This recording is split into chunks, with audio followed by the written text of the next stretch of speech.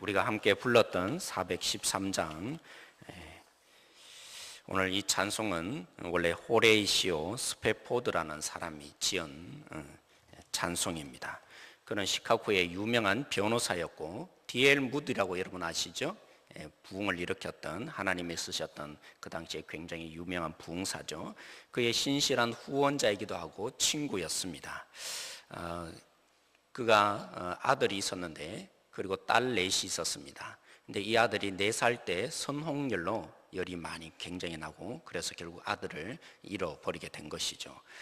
그리고 몇 달 후에 이 시카고에 있는 대화재로 인해서 완전 집이 전 재산을 잃어버리는 그런 고통을 당하기도 했습니다. 그런 가운데서도 믿음을 잃지 않고 주님을 잘 섬기며 또 D.L. 무디를 잘 후원하는 그런 사람이었습니다. 근데 한 번은 D.L. 무디가 영국에서 이런 큰 집회, 대형 부흥 집회를 연다는 얘기를 듣고 결국에는 같이 참석하기 위해서 가족과 함께 떠나기로 했습니다. 근데 일이 생겨서 그는 떠나지 못하고 가족만 먼저 배로 이렇게 보내게 된 것이죠.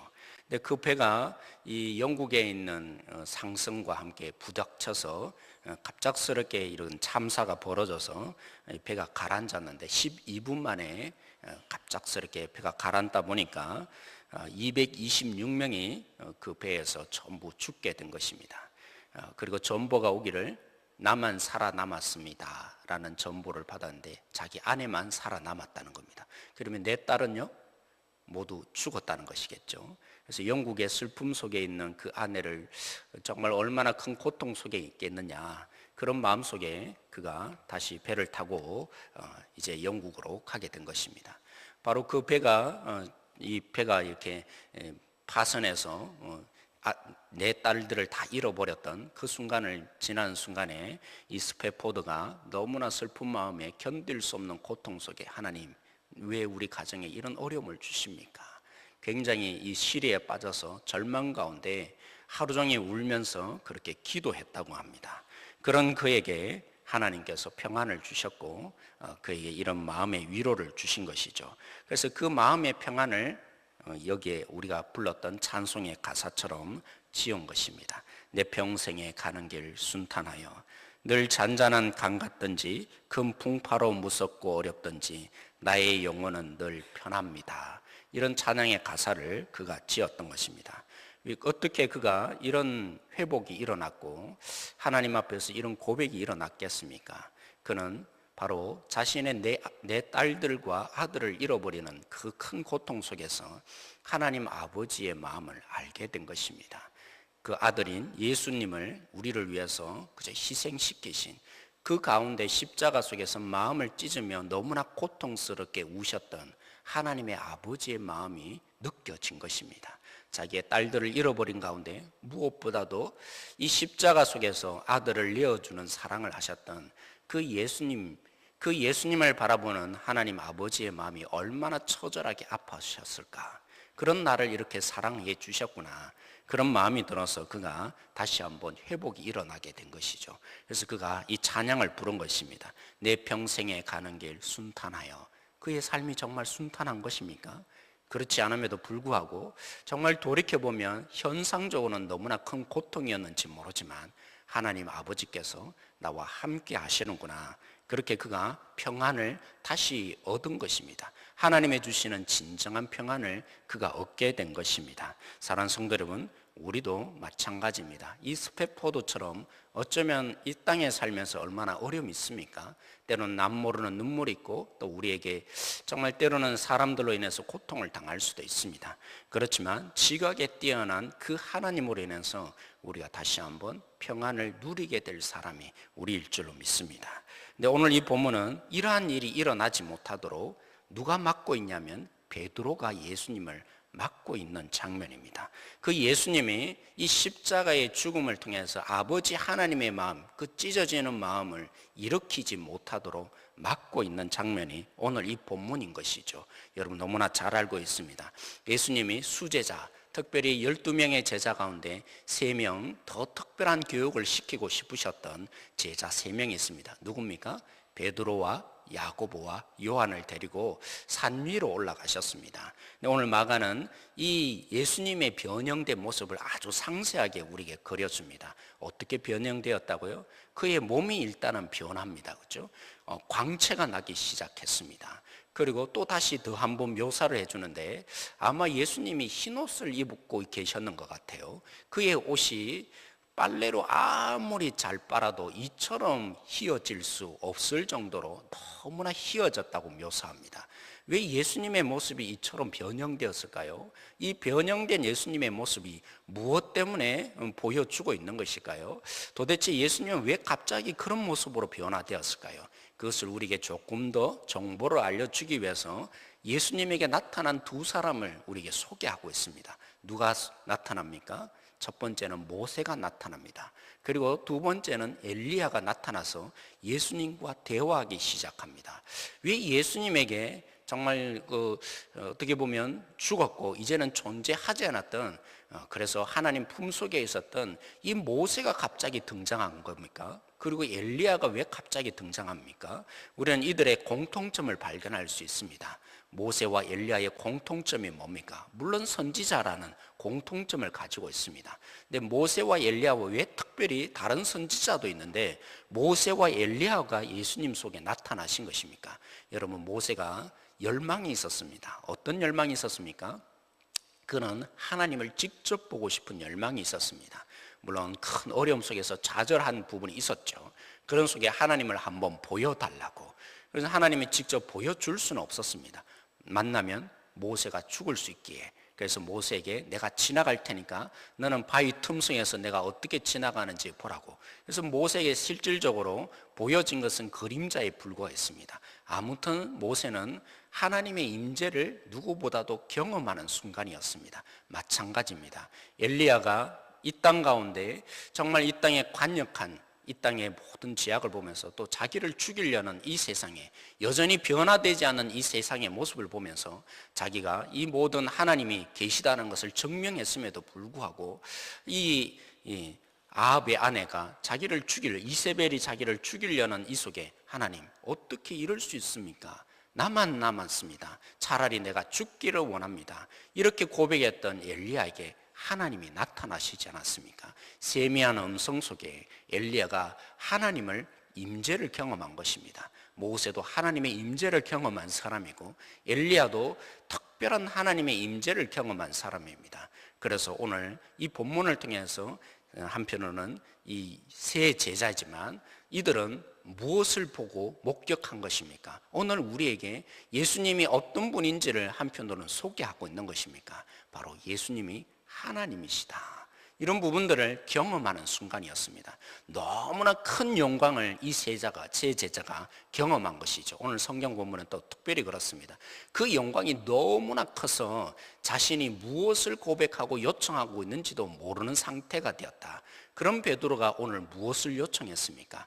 예수님, 여기가 너무나 좋습니다. 하나님의 임재가 임하였고 모세와 엘리야가 임하였던 당신의 모습이 하나님처럼 변화된 이 모습이 너무나 좋기에 여기에 초막셋을 짓고 우리가 여기에 있기를 원합니다 라고 요청을 한 것입니다. 근데 오늘 이 본문의 9장 2절에 어떻게 시작했습니까? 특별히 우리에게 강조를 하고 있습니다. 엿새 후라고요. 엿새 전에는 무슨 일이 발생했는데요? 바로 예수님이 이 땅 가운데 어떤 일을 펼치실지를 말씀하신 그들에게 특별한 말씀을 해주셨던 일이었습니다. 바로 베드로가 예수님 당신은 하나님의 아들입니다. 그런 고백 속에서 드디어 예수님이 어떠한 일을 펼치실지 어떤 고난 속에서 십자가에 죽으실지를 처음으로 밝힌 사건입니다. 그것이 언제라고요? 엿새 전에 일어난 일입니다. 베드로는 명심해야 했습니다. 예수님이 지금부터 어떤 일을 펼치실 것인지, 예수님이 하고 싶은 일이 과연 무엇인지, 그리고 제자로서 이 모든 일들을 기억하고 깨달아야 했던 베드로가 앞으로 자기도 어떤 길을 가야 될지 그는 명심해야 했습니다. 그러나 지금 영광스러운 이 예수님의 변화된 영광스러운 모습 속에서 산 위에 있는 그 하나님과 함께하는 이 모세와 그리고 엘리야와 같은 이 영광스러운 자리 속에서 그 사실을 가마득해 있었던 것입니다. 자신들이 실제로 있어야 될 자리가 이 영광 가운데 임하신 예수님의 자리가 아니라 바로 예수님이 가셔야 될 십자가의 자리, 바로 그 산 밑의 자리가 자신들이 함께 해야 될 자리인 것을 그들은 기억하지 못한 것입니다. 사랑하는 성도 여러분, 저를 돌이켜보면 참 그런 것 같습니다. 때로는 제가 주로 어디서 살았겠습니까? 저는 목회자의 자녀로 살다 보니까 주로 학교 아니면 교회 아니면 집이 전부인 그런 삶을 주로 고등학교 때까지 살다가 대학에 막상 들어가니까 참 때로는 이게 불편합니다. 왜냐하면 이 선배들이 술 마시는 자리를 이렇게 불러내는데 때로는 이렇게 그죠?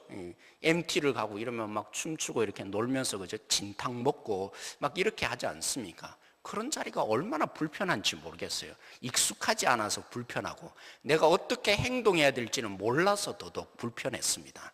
두려운 것입니다. 어떻게 행동해야 될지 모르니까 저 자리 가면 나는 안 될 것처럼 그렇게 보여지고 야, 안 가야겠다. 어디가 익숙합니까? 교회의 삶이 익숙합니다. 교회 가면 나름대로 내가 이제까지 신앙생활하면서 어떻게 행동해야 되는지 뭘 해야 되는지 뻔히 예측됩니다. 때론 물론 예배 드리면서 그죠? 하나님의 사랑도 느끼고 눈물도 흘리고 찬송 부르면서 하나님의 그 위로도 있으니까 얼마나 편하고 좋습니까? 또 은혜도 받으니까 얼마나 편하고 좋습니까? 근데 신학교 들어가서야 알게 되었어요. 4년 이후에 신학교 들어가서 정말 내가 어리석었다. 내가 정말 어리석었다. 하나님이 나에게 은혜를 베풀어 주고 사랑을 주시고 또 하나님의 이 놀라운 교회 속에서 하나님이 나를 이 속에 길러주신 이유가 교회에 있게 하기 위해서가 아닌데 정작 내가 하나님의 부르신 자리는 저들에게 들어가서 하나님의 그 사랑을 느끼게 해주기 위해서 나를 부르신 자리인데 나는 어디가 좋은 것입니까? 여기가 좋사오니 오직 여기가 좋사오니 교회가 너무 편하고 교회의 삶이 너무나 좋으니까 그리고 여기에 있는 것이 내 삶에 너무나 행복해지는 것처럼 보여지니까 하나님, 난 저들에게 가고 싶지 않습니다. 나는 여기가 좋습니다. 여기가 편하고 예측이 되고 은혜가 되니까 나는 여기만 있고 싶습니다. 그런데 세상에 있는 친구들이나 아니면 세상에 있는 선배들 너무 불편합니다. 너무나 힘듭니다. 그래서 그 길을 어떻게든 난 교회 가야 됩니다. 때론 거짓말도 하고 때론 오늘 교회 가서 찬송을 부르고 성경 공부, 사실 성경 공부 모임도 안 하는데 그러면서 제가 거부를 하고 함께 하지 않았던 모습들이 참 어리석었던 것입니다. 사랑하는 성도 여러분, 우리의 삶이 진짜의 삶이 어디입니까? 물론 우리는 교회 속에서 때로는 어려움을 겪을 수도 있습니다. 때로는 불편할 수도 있습니다. 그러나 하나님이 왜 우리 속에 은혜를 주시고 또 예수님의 십자가의 그 사랑을 주신 것입니까? 이유는 우리가 교회에 오는 이유가 과연 무엇입니까? 우리가 이 교회에 와서 은혜를 받는 진정한 이유가 무엇입니까? 우리가 예배 드리는 가운데 하나님을 만나게 하시는 하나님의 그 은혜가 있고 때로는 우리가 연약하고 부족하지만 이 교회에 와서 정말 예배 드리는 가운데 평안함을 얻고 하나님의 말씀으로 도전받는 그 하나님의 임재를 주시는 진정한 궁극적인 이유가 무엇입니까? 오늘 예수님이 내가 십자가에 죽고 부활해야겠다. 그것은 한 번의 얘기가 아닙니다. 물론 예수님은 단 한 번으로 그 일을 이루셨지만 제자들에게 그 얘기를 왜 해주신 것입니까? 너희들이 진정 살아야 될 장소는 나를 따라가는 삶이기에 너희들은 그와 같은 삶을 동일하게 살게 될 것이라고 예수님이 말씀해 주신 것입니다. 그들이 진정 살아야 될 곳은 예수님이 영광스럽게 만났던 그 자리가 아닙니다. 산유의 영광이 아니라 진정 그들이 살아야 될 삶은 바로 예수님이 걸어가신 그 십자가의 고난의 길을 그들도 따라가야 되는 것이 그들의 실제의 삶인 것입니다. 우리도 마찬가지입니다. 사랑하는 성도 여러분, 우리가 주일 교회에 와서 예배를 드리면서 하나님의 은혜를 경험하고 그렇게 부르짖는 우리 가운데 때로는 새벽에 와서 부르짖는 가운데 하나님의 은혜를 왜 날마다 주실까요? 이유는 한 가지입니다. 우리에게 오늘 또 기대하셔서 주일날 제가 말씀을 드린 것처럼 우리의 존재의 의미는 빛인 것입니다. 우리의 존재의 의미는 소금인 것입니다. 우리가 이 땅 가운데 소금 맛을 내어서 하나님이 만드신 이 세상 여전히 붙들고 계신 그 하나님의 은혜와 사랑을 저들에게 조금이나 맛보게 하기 위해서입니다. 그래서 조금이나마 이 땅이 아직도 살맛이 난다고. 누구 때문에요? 우리 때문이에요. 그렇죠? 우리가 때로는 손해볼 수도 있고, 때로는 우리가 이 땅 가운데 그런 역할을 해야 되기에 때로는 마음이 아플 때가 있습니다. 제 아내가 나중에 저희들이 은퇴하고 나서 선교사로 가고 싶은 마음을, 누구보다도 제가 결혼하기 전에 제 아내는 이미 선교사가 되고 싶은 마음이 있었습니다. 근데 저 때문에 그죠? 사실은 그 꿈이 꺾여진 것이죠. 저는 아니다, 한국교회가 선교지다 이러면서 선교를 안 가고 그런 사람이 됐는데, 나중에 저희들이 이제 선교를 가야겠다 이런 마음을 한편으로 가지고 있어요. 근데 제 아내가 그러면 뭔가를 준비해야 되지 않겠냐, 그래서 여기 오기 전에 뭘 하면 좋을까 하다가 간호조무사, 그렇죠? 간호사는 될 수 없고, 그래서 간호조무사를 이렇게 국가의 지원을 받아서 공부를 이렇게 했어요.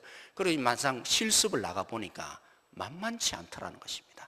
야, 세상 사람들이 이렇게 사는구나. 하루하루가 얼마나 힘든지 모릅니다. 막 옆에 있는, 그죠? 위에 있는, 뭐라고 해야 됩니까? 좀 날마다 실습을 시키는 간호사가 얼마나 괴롭히는지, 때로는 막 이상한 오해도 일으키고 막 씹기도 하고, 그죠? 막 이런 가운데, 야, 정말 세상이 이토록 힘든지 내가 주님을 안 찾고는 안 되겠다, 이런 마음이 막 불타오더라고요. 이러다가 내가 죽겠다. 사랑하는 성도 여러분, 어쩌면 여러분들이 그런 삶 아니겠습니까? 6일 동안 살아가야 될 이 땅의 삶, 교회 오면 그래도 위로받을 수 있고 또 나름대로 하나님의 은혜를 공급받을 수 있는 자리지만, 6일 동안 살아가야 될 이 땅 가운데 삶이 얼마나 외롭습니까? 얼마나 투쟁적으로 이 땅 가운데 살아야 될 삶이 끔찍할 수도 있을 것입니다. 그러나 사랑하는 성도 여러분, 우리가 진짜 살아야 될 곳은 여기가 아닙니다. 여기가 우리의 진짜 살아가야 될 삶이 아니라 바로 6일 동안 살아가야 될, 하나님이 우리를 보내시는 그 자리가 진실로 우리가 살아가야 될 진짜의 삶입니다. 산 위에 살아가야 될, 우리 월평동산가 산 위에 있잖아요. 날마다 기억하십시오. 우리 교회에 올 때마다 날마다 기억하십시오. 하나님, 오늘 또 이 큰 은혜를 주시고자 나를 붙드셔서, 그래서 세상에 나를 파송하고자 붙드셔서 나에게 은혜를 주시고 긍휼을 베풀어 주시길 하나님 원합니다. 그런 마음으로 교회에 오십시오. 그런 가운데 하나님의 은혜를 공급받으시고, 그런 가운데 십자가의 삶을, 이 땅 가운데 우리를 파송하시는 그 하나님의 놀라운 능력의 자리 놓치지 않기를 원합니다. 눈 뜨는 자가 되십시오. 우리가 정작 살아야 될 삶은 여기가 아닙니다. 우리가 정작 살아야 될 사람, 6일 동안 주님이 보내시는 십자가의 모습으로 보여줘야 될, 예수님이 누구인지를 우리의 삶으로 보여줘야 될, 그것이 진정 하나님이 우리를 부르시는 진짜의 삶입니다.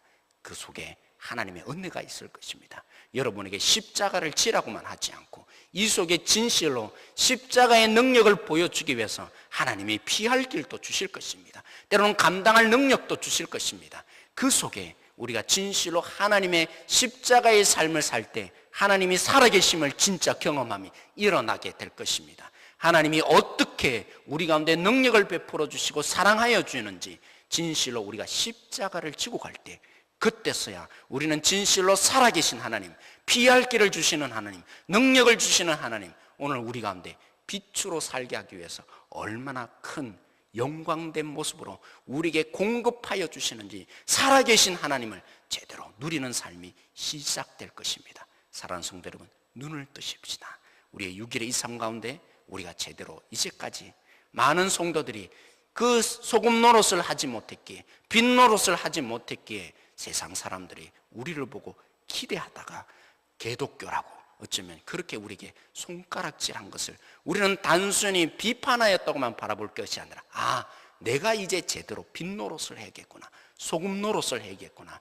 여러분, 사랑하는 성도 여러분, 눈을 뜨십시다. 십자가의 삶, 6일 동안 살아야 될 그 삶이 우리의 진짜의 삶인 줄 알고 하나님 앞에 믿음의 걸음을 한 걸음 한 걸음 걸어갈 수 있는 진정한 우리 모든 성도 되어지기를 소망합니다. 오늘 이 시간에 우리 함께 합심으로 함께 기도하십시다. 오늘 말씀처럼 우리가 살아가야 될 곳이 여기가 아니라 세상인 것을 놓치지 않게 해주십시오. 예수님처럼 빛과 소금 노릇을 제대로 할 수 있는 십자가를 두려워하지 않고 우리가 날마다 질 수 있는 믿음의 눈들이 열리게 해주십시오. 그래서 우리가 세상 사람들처럼 살아가지 않고 구별된 삶, 세상에 있는 먹을 거 입을 거 걱정하고 오늘 또 우리가 어떻게 내 자신을 지켜갈까, 세상 사람들은 당연히 그렇게 걱정하며 살 수밖에 없기에 때로는 불법적인 일을 행할 수밖에 없습니다. 그러나 우리는 주님을 믿기에 주님의 방식대로 이 땅에 살기를 원합니다. 내가 빛입니다. 내가 소금입니다. 오늘 또 만나게 되는 많은 사람들에게 오늘 또 그러한 삶을 내가 보여줄 수 있는 삶이 되게 해달라고 또 우리가 기도하십시다. 우리 수능생들을 위해서 기도해 주시고, 우리 확신반 기초반이 시작되었는데 하나님께서 모든 지체들 가운데 하나님의 은혜를 다시 한번 경험하는 시간 되게 해주시고, 우리 부흥회를 위해서 하나님이 큰 은혜를 베풀어 달라고 이 시간 오늘 말씀을 함께 붙들고 같이 기도하기를 원합니다. 그리고 우리 각자의 기도 제목으로 기도하다가 그렇게 돌아가기를 원합니다.